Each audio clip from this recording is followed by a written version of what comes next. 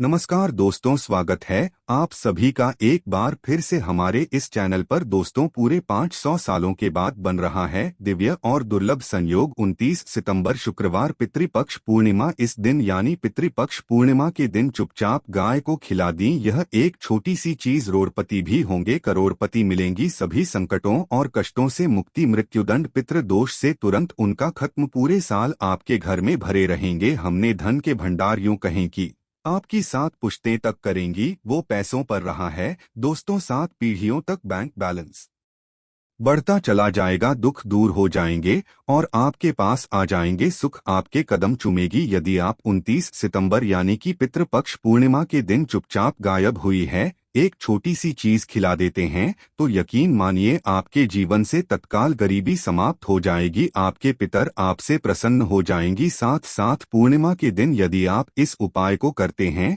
तो भगवान विष्णु जी, माता लक्ष्मी भी प्रसन्न हो जाएंगी। तो दोस्तों, यदि आप चाहते हैं कि भगवान विष्णु जी, माता लक्ष्मी और साथ ही साथ आपके पितर आपसे प्रसन्न हो जाए और आपके ऊपर अपनी कृपा बरसाए और इनकी कृपा से आपके जीवन में कभी भी किसी भी प्रकार की कोई कमी ना हो, दोस्तों इस वीडियो को पूरी देखना है। पूरे 500 वर्षों के बाद ऐसा दुर्लभ योग बना है जिसमें किस बार जो पितृपक्ष गणपत की पूर्णिमा है, बहुत ही दुर्लभ योग में है, आपको लाभ मिलेगा यदि गाय से जुड़ी इन उपायों को करते। यकीन मानिए आपको 33 कोटि देवी देवताओं को धारण करने वाली दो माता की कृपा तो प्राप्त होगी। आपके पितर अभी आपसे प्रसन्न हो जाएगी क्योंकि इस दिन से पितृपक्ष की शुरुआत भी होती है जिसमें कि गाय से जुड़े इन उपायों को तो आप जरूर करें, आपको लाभ मिलेगा, गरीबी समाप्त हो देगी, मित्र दोष दूर हो जाएगी और आने वाली 7 पीढ़ियों तक आपको लाभ मिलेगा इन उपायों को करने से। तो दोस्तों, कौन कौन से उपाय हैं इस वीडियो के माध्यम से हम आपको वो ही बताएंगी। बहुत ही लाभकारी वीडियो है, वीडियो को मिस मत कर देना। यदि वीडियो आज की आपने मिस कर दी तो समझ लेना आपको बहुत ही पछताना पड़ जाएगा, इतनी महत्वपूर्ण लाभकारी वीडियो। तो दोस्तों, यदि आप चाहते हैं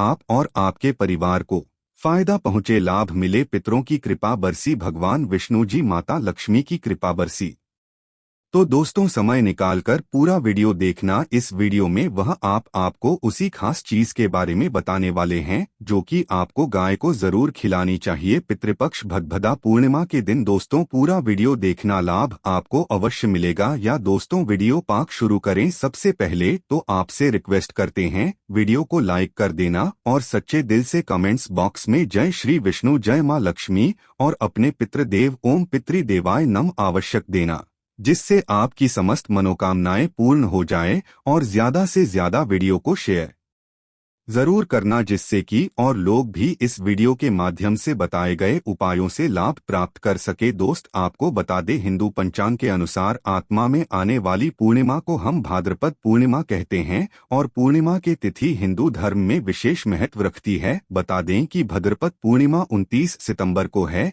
इस दिन से पितृपक्ष की शुरुआत है तो इसे हम पितृपक्ष पूर्णिमा भी कहते हैं, जिसमें कि आपको अपने पितरों को प्रसन्न करने के लिए पितृपक्ष यानी श्राद्ध प्रारंभ होते हैं, श्राद्ध कर्म किए जाते हैं। तो दोस्तों इस दिन साथ भगवान विष्णु जी, माता लक्ष्मी की भी पूजा का विशेष विधान है और आपको बताना चाहेंगे कि इस बार जो पितृपक्ष बात पूर्णिमा है बहुत ही दुर्लभ योग में है, आपको लाभ मिलेगा जो भी आप उपायों को करेंगे। सब प्रथम तो गाय के उपाय बताने से पहले आपको बता देते हैं भाजपा पूर्णिमा के दिन आपको क्या करना है। इस दिन भगवान की आपको पूजा अवश्य करनी चाहिए और संभव हो सके तो इस दिन इकट्ठा कर आए और बदमाश कथा सुने और साथ ही साथ माता लक्ष्मी की विधि विधान से पूजा करें। भगवान विष्णु जी के साथ साथ मंत्रों का जाप करें और अपने पितरों का स्मरण करें, पितरों के निमित्त दान धर्म के कर्म करें। आप जो आपसे श्रद्धा सामर्थ्य के अनुसार यथाशक्ति के अनुसार बनी कुछ न कुछ दान धर्म के कर्म जरूर करें। आप अपने पितरों की आत्मा की शांति के लिए पंडित दान आप कर सकते और साथ साथ इस दिन किसी पवित्र नदी या पर सरोवर कुंड में स्नान जरूर करें। आप अगर कई पवित्र नदी में स्नान करना संभव न हो तो घर पर ही न आने वाली पानी में गंगाजल की कुछ बूंदें डालकर मिश्रण करें तो लाभ आपको अवश्य मिलेगा। ध्यान रखना कि इस दिन अपने पितरों के निमित्त किसी जरूरतमंद व्यक्ति को या फिर ब्राह्मण को अन्न धन वस्त्र कुछ ना कुछ जरूर दान करें, जिससे आपके पितृ प्रसन्न हो जाएं और आपके पितरों की आपके ऊपर कृपा बरसे। ध्यान रखना, यदि आपके पितर आपसे प्रसन्न हैं तो आपको सफलता प्राप्त करने से कोई नहीं रोक सकता। तो दोस्तों, पितरों को प्रसन्न करने के लिए आपको कुछ न कुछ दान धर्म के क्रम शुरू करने चाहिए। और दोस्तों, अब बात करें कि गाय से जुड़े कौन कौन से उपाय आपको इस दिन यानी प्रतिपक्ष भाद्रपद पूर्णिमा के दिन जरूर करने चाहिए, जिससे कि आपके पुत्र आपसे प्रसन्न हो जाए। भगवान विष्णु जी मतलब लक्ष्मी आपसे प्रसन्न रहें और आने वाली 7 पीढ़ियों तक कोई कमी ना हो। बैंक बैलेंस बढ़ता चला जाएगा। समस्त कष्ट दुख दूर, जो भी किसी भी प्रकार के बड़े से बड़े कष्ट है वे भी दूर हो जाते हैं। सुख आपके पास आ जाते हैं। हम चुनते हैं सुबह, यदि आप गाय से जुड़ी उपायों को करते पूर्णिमा के दिन, जो कि पितृ पक्ष के 29 तारीख से शुरुआत है, इस दिन गाय को ये चीज खिला देते हैं। तो चलिए शुरू करते हैं। गाय से जुड़े कौन कौन से उपाय आपको करने चाहिए जिससे कि आपको लाभ मिले, प्रसन्न हो जाए भगवान विष्णु जी, माता लक्ष्मी की सदैव आप ऊपर कृपा बरसे। तो ध्यान से सुनना, जिस प्रकार उपाय बताए उससे प्रकार करे वो ही लाभ मिलेगा। चलिए शुरू करते हैं। गाय से जुड़ी कौन कौन से भी महत्वपूर्ण उपाय है। दोस्तों, सनातन परंपरा में गाय गंगा और गायत्री का बहुत ज्यादा धार्मिक महत्व है। मान्यता है कि गो माता के शरीर पर 33 कोटि देवी देवताओं का वास होता है। गोमाता की सेवा एवं पूजा करने वाले जातक पर इन सभी देवी देवताओं की कृपा बरसती है। गोसेवा से न सिर्फ इस जन्म के बल्कि पूर्व जन्म के भी दोस्त दूर हो जाते हैं। प्रत्येक सुबह जब आपके घर में बहुजन बनना प्रारंभ हो तो सबसे पहले बनाई गई रोटी को आप गोमाता के नाम से निकाल दें और भोजन करने से पूर्व गोमाता को इस रोटी को खिलाएं। यदि संभव हो तो काली गाय को खिलाएं। यदि काली गाय ना मिले तो सफेद गाय को भी आप खिला सकते हैं। प्रत्येक पूजा और मांगलिक कार्य में गोमाता या उनसे जुड़ी चीजें जैसे गाय का गोबर, गोमूत्र, गाय का दूध अथवा गाय के दूध से बना घी अवश्य शामिल करें। इससे आपको पुण्य प्रभाव की प्राप्ति होगी। सनातन परंपरा के अनुसार जिस घर में गाय होती है उस घर से जुड़े सभी वास्तु दोष स्वतः ही समाप्त हो जाते हैं। किसी भी पूजा में गाय से प्राप्त पंचगव्य युक्त पदार्थ का उपयोग अवश्य शामिल करें, क्योंकि पंचगव्य के बिना कोई भी पूजा पाठ और हवन सफल नहीं होता। या दोस्तों, कृपा पाने के लिए प्रतिदिन, सप्ताह अथवा महीने में परिवार समेत एक बार गौशाला जाने का नियम जरूर बनाएं और वहां गायों को हरा चारा जरूर खिलाएं। इससे आपको शुभ फलों की प्राप्ति होगी और साथ ही साथ गौ सेवा और गोपूजा से 9 ग्रह शांत हो जाते हैं और इनसे जुड़े 200 का निदान हो जाता है। गर्मियों में गोमाता को पानी पिलाएं और सर्दी में गोमाता को गुड़ अवश्य खिलाएं। ध्यान रखें, एक गर्मियों में गाय को गुड़ ना खिलाएं। अनेक देवी देवताओं को अपने शरीर पर धारण करने वाली गोमाता से जुड़े कई शुभ और अशुभ संकेत भी होते हैं। मसलन, गाय का दूध दुहते समय यदि गाय ठोकर मार दे और सारा दूध बिखर जाए तो अपशगुन होता है। यदि कोई यात्रा पर निकल रहा हो और गाय अपने बछड़े को दूध पिलाती सामने आ जाए तो निश्चित रूप से जिस यात्रा के लिए आप निकले हैं वे यात्रा आपके लिए अवश्य सफल होगी और वह काम जिसके लिए आप निकले हैं वे अवश्य ही पूर्ण होगा। यात्रा पर जाते समय बाईं ओर गाय की आवाज आना और रात्रि में गाय की हुंकार करना भी शुभ होता है। दोस्तों, साथ ही साथ गाय के साथ आप भूलकर भी ये काम ना करें, अन्यथा मिलता है घोर नरक और जीवन भर की परेशानियां। जय दोस्तों, गाय को राष्ट्रीय पशु बनाए जाने और इन्हें मौलिक अधिकार दिए जाने की बात हो रही है, तो सवाल उठता है कि गाय जब भारतीय संस्कृति का अहम हिस्सा है, तब भी गाय के साथ लोग खराब व्यवहार कैसे कर लेते हैं। गाय दर दर भटकती रहती है, भरपेट इन्हें चारा तक लोग नहीं देते। गाय जब तक दूध देती रहती है तो उनकी सेवा होती है, और जैसे ही दूध देना बंद कर देती है तो लोग इन्हें उनकी किस्मत पर छोड़ देते हैं, सड़कों पर और गलियों में भटकने के लिए। ऐसे में गोवंशी जीवों को कोई डंडे से मारता है तो कोई उन पर पानी डाल देता है, कभी वाहनों से लेकिन ठोकर लग जाती है तो कभी बीमार होकर बेचारी एक गाय दम तोड़ देती है। ऐसे में जरूरत है इन बातों को जानने की कि गाय को लेकर शास्त्रों में क्या कहा गया है, गाय के साथ आपको कैसा व्यवहार करना चाहिए। या दोस्तों, गाय को कभी भी मारना पीटना नहीं चाहिए। शास्त्रों में गाय को माता का दर्जा दिया गया है। गाय को मारने पीटने वाला माता को मारने पीटने वाले के समान पाप का भागी माना जाता है। ऐसे घरों को नरक लोक में वर्षों तक कष्ट भोगना पड़ता है।